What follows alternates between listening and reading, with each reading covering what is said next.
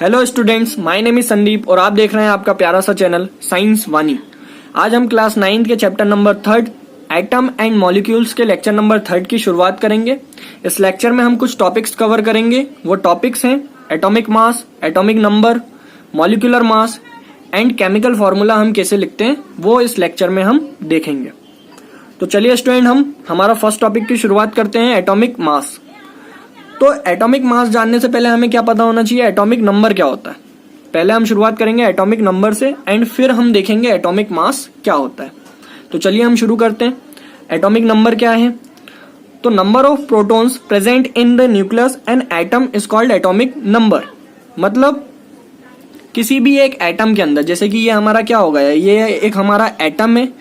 इस एटम के अंदर क्या होगा, न्यूक्लियस होगा। एक एटम के अंदर क्या होता है, न्यूक्लियस भी होता है एंड ऑर्बिट्स भी होती हैं।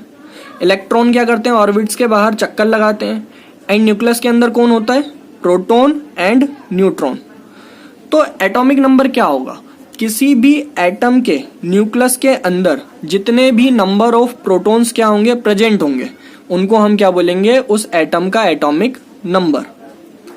ठीक है, जैसे कि ये हमारा एटम का क्या होगा, न्यूक्लियस हो गया। और सपोज कर लीजिए यहाँ पे प्रोटॉन्स की नंबर कितनी है, अगर मान लीजिए 20 है ना।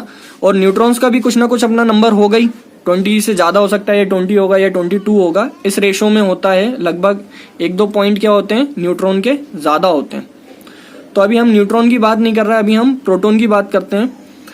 तो नंबर ऑफ प्रोटॉन कितने हैं, मान लीजिए 20 है। तो उस हिसाब से एटॉमिक नंबर क्या हो जाएगा, उस एलिमेंट का एटॉमिक नंबर हो जाएगा 20। ठीक है, तो एटॉमिक नंबर क्या होता है, the number of protons present in the nucleus and atom is called atomic number. ठीक है, तो किसी भी एटम के अंदर, उसके न्यूक्लियस के अंदर जितने भी प्रोटॉन्स प्रेजेंट होंगे वही उसका क्या कहलाएगा, एटॉमिक नंबर कहलाएगा। तो देखिए कुछ हमारे पास एलिमेंट्स हैं, उनके atomic number and atomic mass हमने लिख के रखे हैं। अभी इनको हम आगे डिस्कस करेंगे। चलिए अब हम देखते हैं एटॉमिक मास क्या होता है। तो एटॉमिक मास को समझने से पहले हम मास को समझते हैं। जो हमारा मास है वो क्या होता है, तो मास का मतलब होता है द्रव्यमान।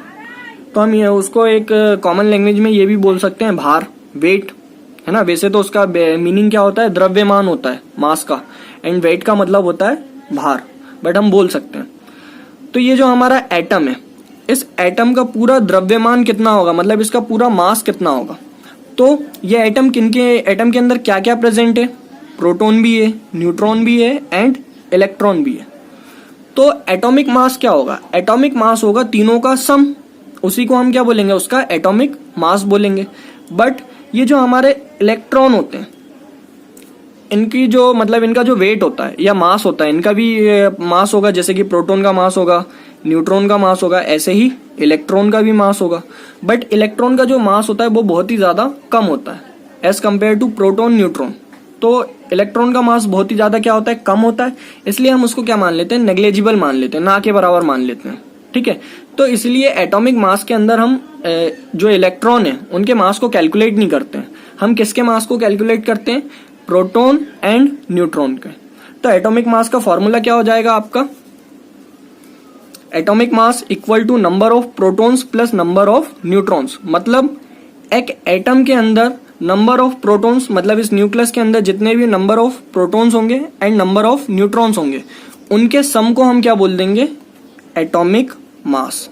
ठीक है, जैसे कि अगर यहाँ पे नंबर ऑफ प्रोटॉन्स कितने 20 हैं एंड न्यूट्रॉन्स भी हम कितने मान लें, अगर 20 मान लें, तो इस एटम का एटॉमिक नंबर कितना होगा, एटॉमिक नंबर होगा आपका 20, बट एटॉमिक मास कितना होगा,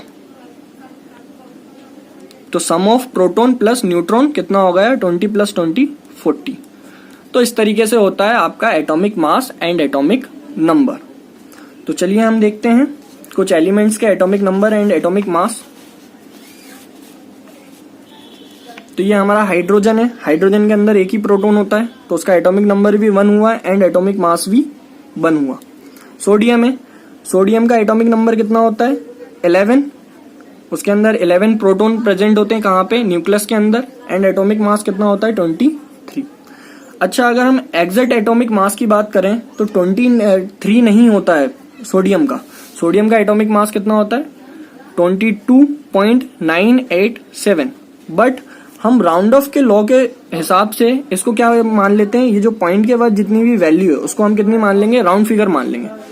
तो अगर हम देखें 987 लगभग किसके करीब है, 1000 के करीब है, इसलिए हम इसको क्या कैलकुलेट कर लेंगे, 1 मान लेंगे। कितना मान लेंगे, 1 यूनिट मान लेंगे, एंड उसको हम 23 में प्लस कर देंगे और हमारा कितना बन जाएगा 22 में हम प्लस कर देंगे और कितना बन जाएगा 23।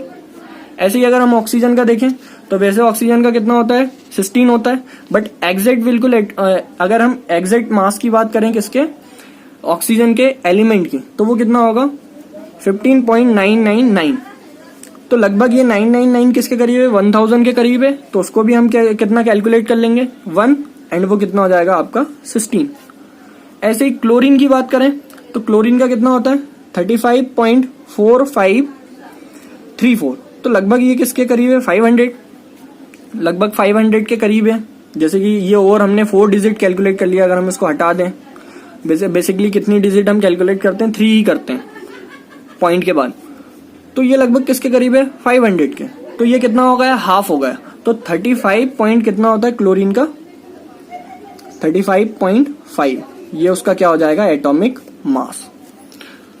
तो आपको समझ में आया होगा एटॉमिक नंबर क्या होता है, एटॉमिक मास क्या होता है। मैं आपको एक ट्रिक बताता हूं जिससे आप एटॉमिक नंबर के थ्रू एटॉमिक मास क्या कर सकते हैं, कैलकुलेट कर सकते हैं। तो जैसे कि जिस एलिमेंट का एटॉमिक नंबर ऑड नंबर होता है उसको हम कैलकुलेट करेंगे, तो अगर हमें उसका क्या निकालना है, एटॉमिक मास निकालना है, तो कैसे निकालेंगे, तो ये उसका होगा एटॉमिक नंबर इंटू 2 + 1, तो उसका क्या निकल जाएगा एटॉमिक मास। तो देखिए ये कितना हुआ 22 + 1, तो ये आ गया आपका सोडियम का 23, ये आपका आ गया एटॉमिक मास। बट ये कुछ एलिमेंट्स के केस में काम करते हैं और कुछ के केस में काम नहीं करते हैं। अगर हम देखें एल्यूमिनियम, तो एल्यूमिनियम में कितना है 13 × 2 + 1, तो ये कितना हो जाएगा आपका 26 + 1 27, तो ये भी सही है एंड ये भी सही है। बट अगर हम वहीं पे सोडियम को नाइट्रोजन को अगर देखें तो नाइट्रोजन का एटॉमिक नंबर कितना होता है 7 × 2 प्लस अगर हम 1 करेंगे तो वो कितना हो जाएगा 15 हो जाएगा। बट 15 नाइट्रोजन का एटॉमिक मास नहीं होता है, उसका कितना मास होता है 14 होता है। तो ये यहाँ पे ट्रिक काम नहीं करेगी। तो कुछ के केस में काम करती है, कुछ के केस में काम नहीं करती है। तो आई होप स्टूडेंट आपको समझ में आया होगा एटॉमिक मास क्या है एंड एटॉमिक नंबर क्या है। चलिए हम अपने नेक्स्ट टॉपिक की ओर बढ़ते हैं। हमारा नेक्स्ट टॉपिक है एटॉमिक मास यूनिट। इसको हम बोलेंगे 1 एटॉमिक मास यूनिट भी बोल सकते हैं। इसकी हम डेफिनेशन समझते हैं। The mass unit equal to exactly 1/12 the mass of 1 atom of carbon 12 is called 1 AMU, मतलब 1 एटॉमिक मास यूनिट। तो चलिए हम इसको देखते हैं। तो आपने आइसोटॉप्स के बारे में जानते होंगे स्टूडेंट, जैसे कि ये कार्बन 12 है, वैसे ही कार्बन 14 भी होता है। बट हमें कौन सा कंसीडर करना है, कार्बन 12। तो हमने कार्बन 12 एलिमेंट को कंसीडर कर लिया। अब इसके अंदर बहुत सारे एटम होंगे, तो इसका जो 1 एटम है, एक एटम की हम बात कर रहे हैं, उसके 1/12 पार्ट को हम क्या बोलते हैं 1 AMU। ठीक है, इसका हमारे पास फॉर्मूला है 1 AMU, मतलब 1 atomic mass unit equal to कितना है 1/12 mass of 1 atom of carbon 12। ठीक है, तो इसको हम क्या बोलते हैं एटॉमिक मास यूनिट।